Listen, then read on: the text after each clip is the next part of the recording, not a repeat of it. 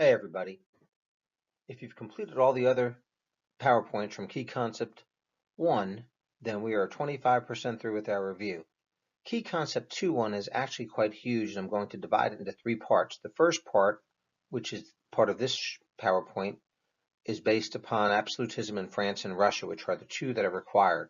The second part is absolutism in other states, as well as the development of constitutionalism in England. And part 3 focuses on the French Revolutionary period. So, key concept 2.1, different models of political sovereignty affected the relationship among states and between states and individuals. For the most part, in the 17th century, two models of development are going to take place, that of absolutism and that of constitutionalism. Constitutionalism, best developed in England, will be discussed in our later PowerPoint, but absolutism, which really developed first in France, will be the focus of this PowerPoint show.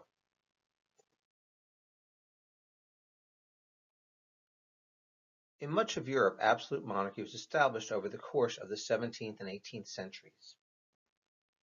In the 17th century, kingship gained its legitimacy from the notion of divine right, or the traditional assumption of power. And absolute monarchs still had to obey divine laws and fundamental law of their countries.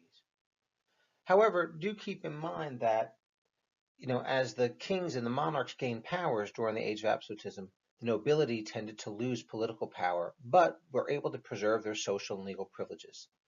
A great example of this would be the nobility at Versailles.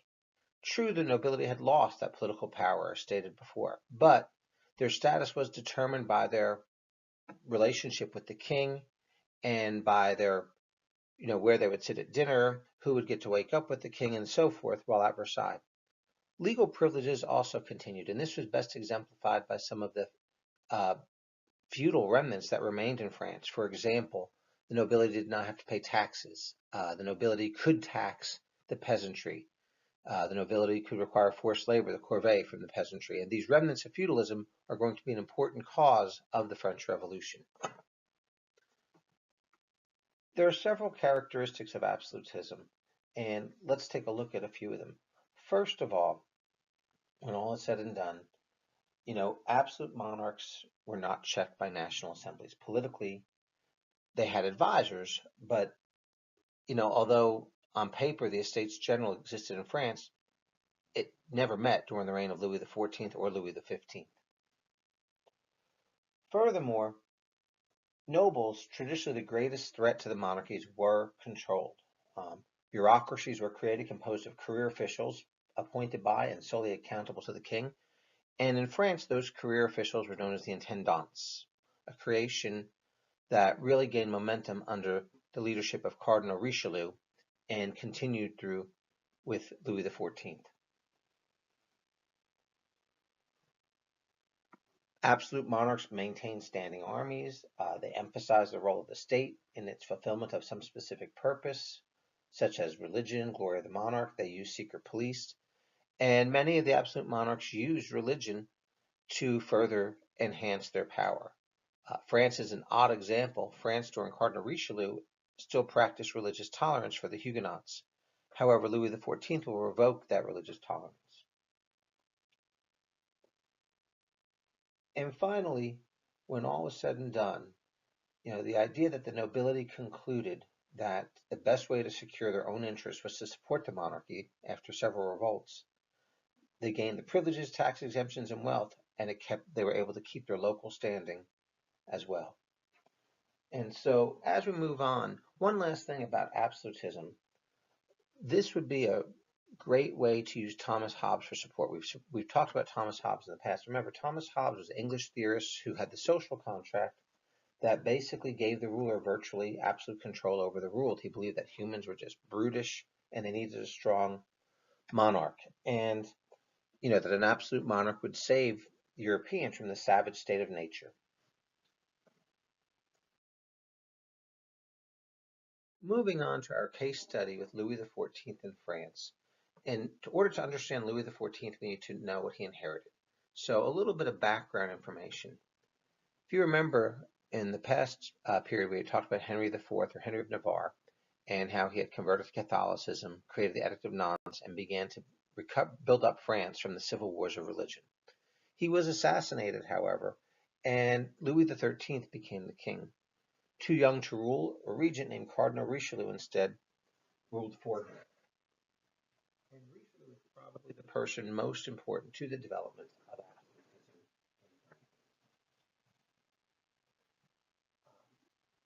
absolutism. Richelieu promoted the policy of raison d'etat, or reason of state.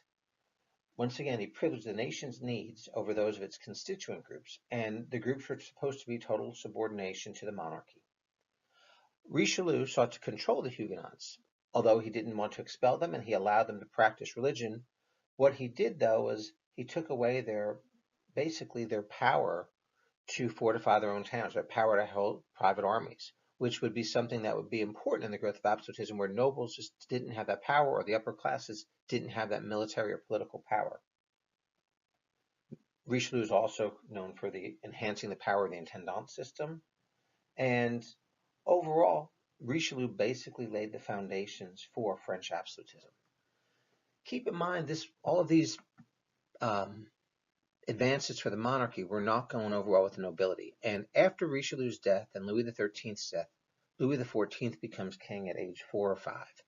Too young to rule, regent Cardinal Mazarin is appointed for him, and Mazarin groomed the child king. However, when Louis was 9, Richelieu and Mazarin's policies led to an event known as the Fronde.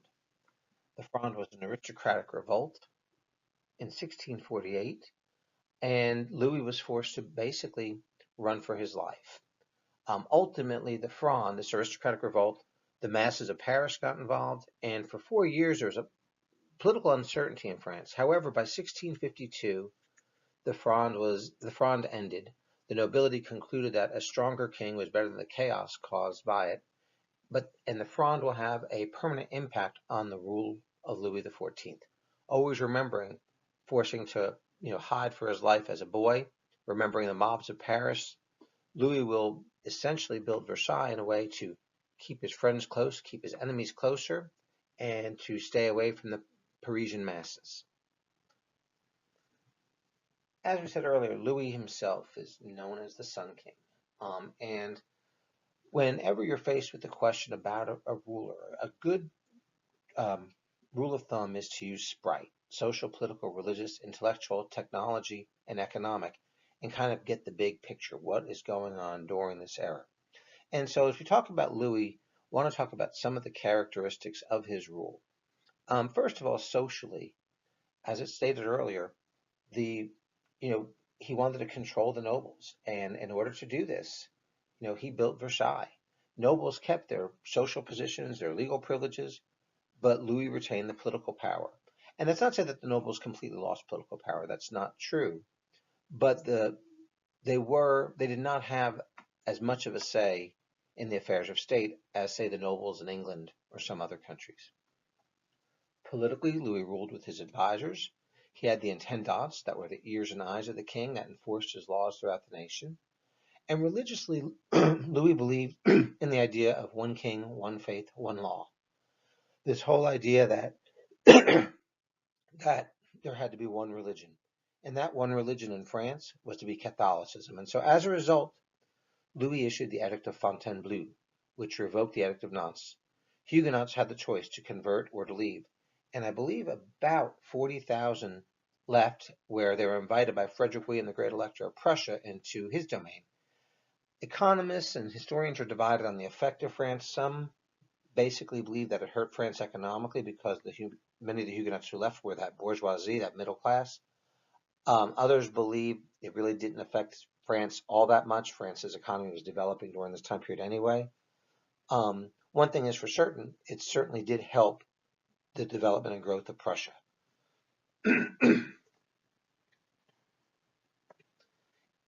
One other thing as we talk about the economy will be Louis' economic advisor, Jean-Baptiste Colbert, and we will talk about him in just a minute. But moving on to the intellectual time period, this was also the age of great science. And so one of the things Louis did was he built scientific academies. In fact, most of the absolute monarchs encouraged this. And so we will see the development of the scientific academies in France, and this idea that the monarch would build up the system educationally, build up the education system. Technologically, France's military became very important during this period, and their military, really, this was the golden age of France. Cardinal Richelieu had brought France to the 30 Years' War, and after their victory in the 30 Years' War, France is going to dominate much of Europe, and we'll talk a little bit more about the military and warfare later on. And finally, economics and Jean-Baptiste Colbert. The economic theory of the time period was mercantilism, and so Colbert is going to enforce mercantilistic policies in France. He's going to send people into the New World to explore, and the French will establish the beaver trade, as we talked about earlier, in Canada and North America, as well as islands in the Caribbean for sugar plantations. In addition to that, he is going to basically take away any internal tariffs that existed within France and create a freer trade zone within France, while creating protective tariffs to help French industry to grow. And Colbert's brilliant economic policies actually brought in a lot of money to the French treasury. Unfortunately, as fast as that money came in, it went out with Louis's expenditures for Versailles as well as for his warfare. Speaking of warfare in general, Louis spent much of his reign fighting wars. There were several wars fought between the Dutch, usually over commercial interests, but there are also general European-wide wars that were fought over the concept of balance of power. The 9 Years' War was one, but the best example of a war over balance of power, and the one that I would suggest really learning, doing a scar on, would be the War of the Spanish Succession. The War of the Spanish Succession, the essential underlying causes was France was gaining too powerful. The immediate cause was the French king had died without an heir and named Louis's grandson Philip to be the king of Spain. Philip was also in line to be the king of France, and the other European powers essentially concluded that that would be too much power for France. And so we're going to see France and Spain fighting against Britain and Austria and the Netherlands and a few other smaller countries in this war. The war itself is, like I said, this perfect example of a war of balance of power. It was basically to keep France from becoming too powerful. The war brought misery to some of the people within France. And in fact, when the war ended, and we'll talk about that in a second, Louis actually wrote a letter to his heirs cautioning them against the use of warfare that he had introduced into the realm and used so much. As far as the ending for the war, basically, Philip was allowed to remain the king of Spain, but he had to renounce his throne in France, and so we do see a Bourbon dynasty in both Spain and France. Also of note, Britain will occupy Gibraltar, which will give them control, really, of the Mediterranean as well. Moving on from Louis, let's talk next about Peter. Before we discuss Peter the Great, I just realized that I made an error on the previous slide. It was about 200,000 Huguenots that fled France, not 40,000. So do keep that in mind. When Louis revoked the Edict of Nantes, about 200,000 fled France, not 40,000. As far as Peter the Great, though, as most of you know, he's my favorite monarch. A little bit about his background. He was the son of Tsar Alexis's second wife, and his father died when he was 4. The oldest son, Theodore, with his first wife, ruled until 1682 when he died without an heir. And then Peter and his older half-brother ruled for 7 years as co-regents, as co-kings, co-czars, whatever, with their older sister, Sophia, as regent. And at one point, this all is going to come into play. When Peter was a young boy, Sophia's family had actually slaughtered much of his mother's family. And like Louis, he was forced to go into hiding, and he watched his mother's family, get executed by the Streltsy. And as a result, he's never going to trust the Streltsy. Later on, he's going to discover a plot by Sophia to kill him and had her banished and sent to a monastery and began ruling in his own right overall. And when he was 22, he took over administration of the Russian government. He was nearly 7 feet tall. It was said he was so strong he could bend a horseshoe with his bare hands. He was a man of inexhaustible energy. He was personally and conscientiously attended to innumerable details. He really supervised almost an incredible amount of detail. He was involved in many pursuits. He loved building boats. He liked dentistry. Bless the poor soul who had a sore tooth around him. He dissected corpses. He liked to cook. He liked shoemaking, and so forth. And at times he can be very cruel and vicious.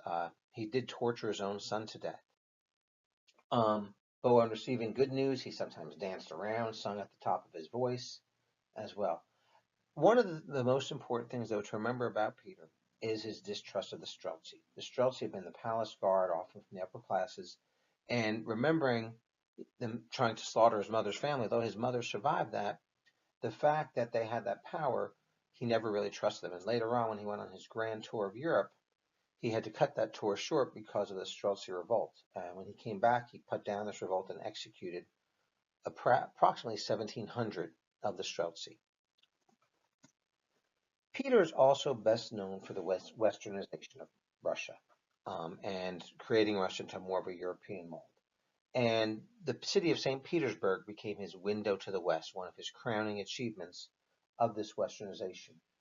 At one point, he traveled to Western Europe in disguise to study techniques and culture of the West, although it was pretty hard to disguise a group of Russians with a 7-foot leader. But while doing this, he worked as a carpenter in shipyards, he attended gunnery school, he visited hospitals, factories, and ultimately is going to send back to Russia a large number of European technicians and craftsmen to train Russians and to build factories, some larger than in the West. He also sent back scientists, and unfortunately for these poor scientists, Moscow is not the West, and he really wouldn't let them leave. Westernization, while it's the big deal, and you should know that name, do keep in mind the main reason for Westernization was primarily military power. And, ultimately, even though, Russia improved economics, that they produced more iron than England, by the end of Peter's reign and so forth, military technology was the key, and especially building a navy, which was pretty difficult considering Russia really didn't have warm water ports. Thus, one of the things that Peter will do is to go to war against Sweden in the Great Northern War, which is establishes basically his victory in this war, which was unexpected, allows Russia to take control of the Baltic Sea and to build up its fleet. As far as politics, similar to Louis, Peter built a palace. Similar to Louis, he also obliged his nobility to come to St. Petersburg and really tried to keep them out of politics as much as possible. We're going to talk in a minute about the table of ranks that Peter used to kind of control the nobility. Okay. As far as religion, the Orthodox Church had great power in Russia, and Peter wanted to put that power down. In many respects, he looked at the Orthodox Church as if it was backward. The long robes were Kafka's, the long beards. This was not Western. The traditions where women and men were separated. This was not Western. And so Peter essentially, in his control of religion, made a decree that beards had to be cut, which was seen as sacrilegious by members of the clergy and other Orthodox believers. In addition, those that wouldn't do it, the old believers, were severely discriminated against. And he really took all power from the church when he created the Holy Synod, which was a government-controlled church. And we'll see that continuing with Russian history. Culturally, as stated earlier, he was into the Western ideas and Western thought, Western traditions. Nobles were forced to dress like Westerners.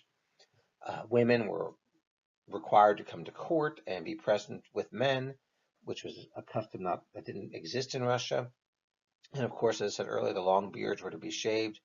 It is said that he actually yanked the beards off some people with his bare hands. Don't know how true that is, but he did certainly cut them off when all was said and done.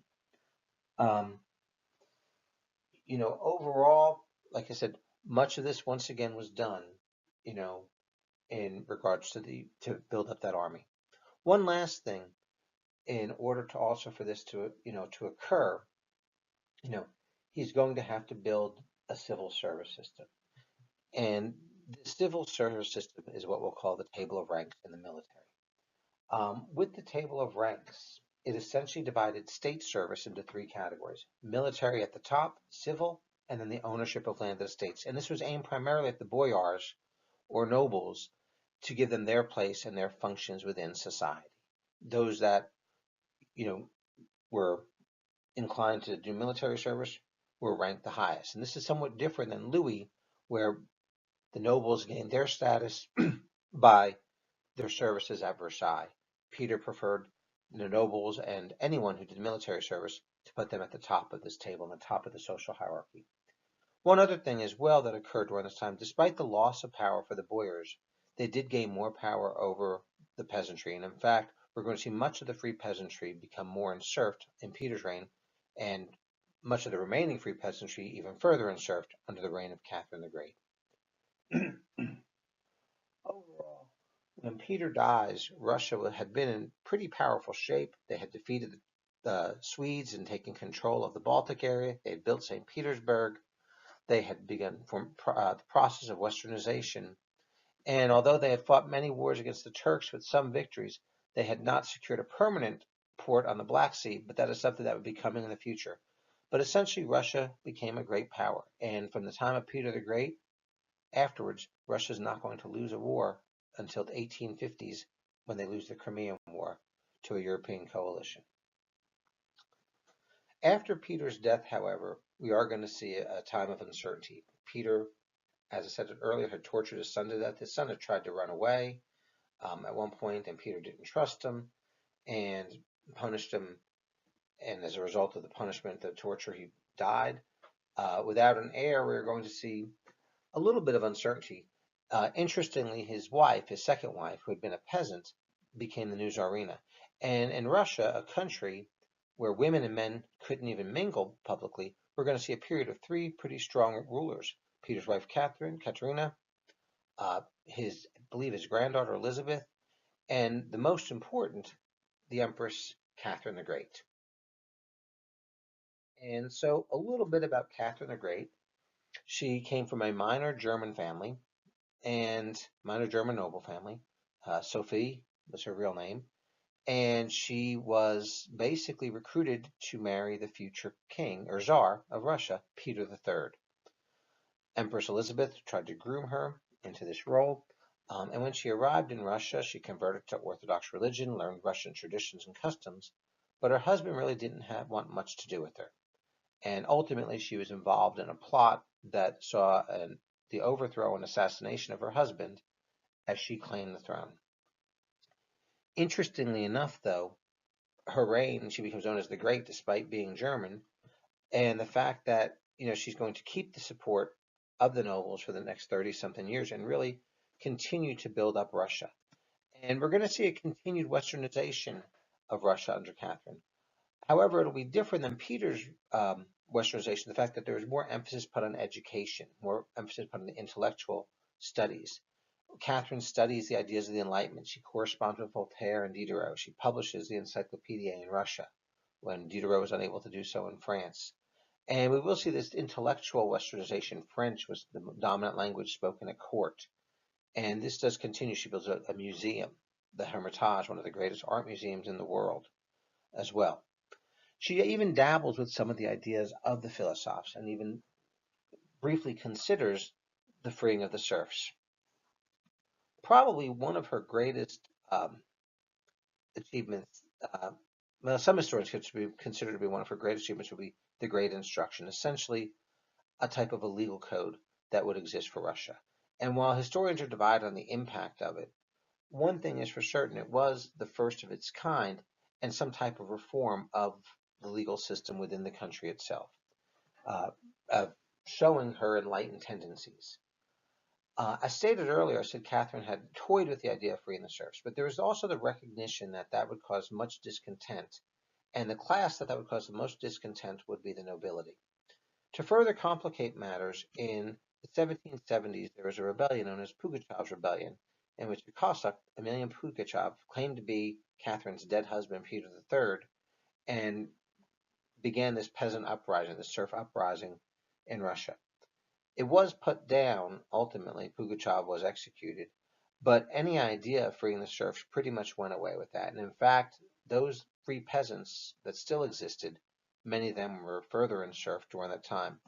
Catherine also signed the Charter of the Nobility, which recognized the nobles' rights. And keep in mind, unlike Peter, who could who had a bloodline to the throne, Catherine was German. She, was her murder or involvement in the murder of her husband was complicit, and so she had to keep them happy. Yet, keep them happy she did. Like I said, the name the Great came. She expanded Russia even further. She carved up Poland and took Poland for Russia. She gained permanent ports by defeating the Ottoman Turks on the Black Sea. And ultimately, her rule was really one of great power for Russia, and Russia continued to develop into one of the great European powers. There is always the question of whether or not she was enlightened, and what it would be. And my advice to you, one of the things I think you should review, what are policies that she did that would be considered enlightened? What are ones that would not? And kind of come up with a different viewpoint. This would be a really good way to bring in this historiography and this idea that there are other options, especially when writing any type of a short answer question or long essay question about absolute monarchy or enlightened absolutism. Our next review will be on the other European states during this time period. I hope you've enjoyed this one and keep studying.